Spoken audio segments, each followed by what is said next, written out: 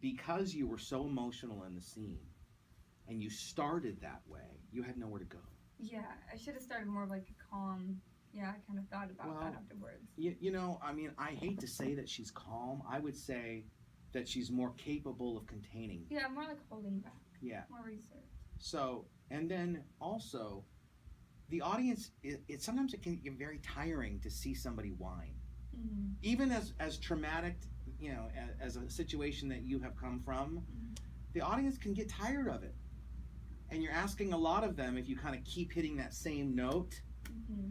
So what you have to do is you have to, even when you're playing a victim, somebody who's been abused or hurt, you have to find the dignity. You have to find the charm, the backbone,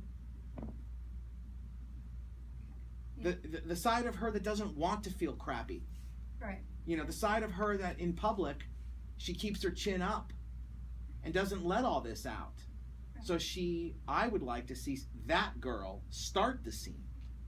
And then as the scene goes on and you keep hearing the wrong thing from your dad, it starts to be too difficult.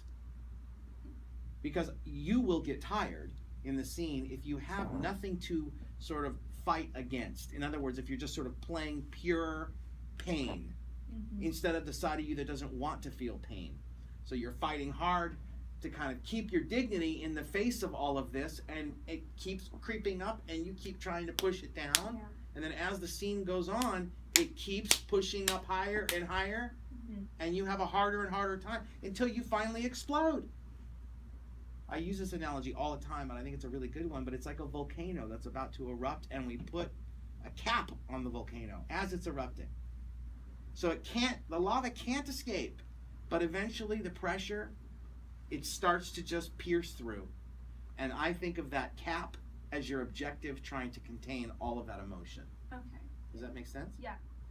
If you ever just sort of play pure emotion, the audience just gets tired. Yeah, because it's a lot. It's just the same thing. Well, it sounds awful, but the audience doesn't like a pity party. No. They just get tired of it. Yeah.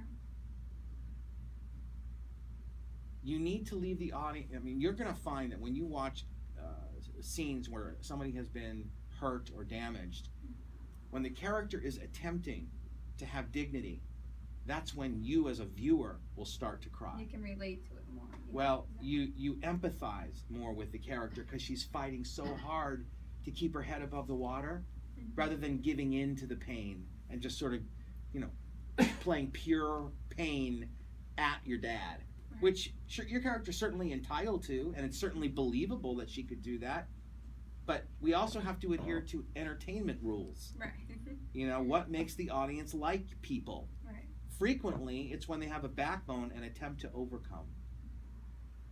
So, whenever you play a victim, find the likable side to her. Find the charm in her. Find the dignity in her. Don't lose all the great emotion you have. Just try to mask it better.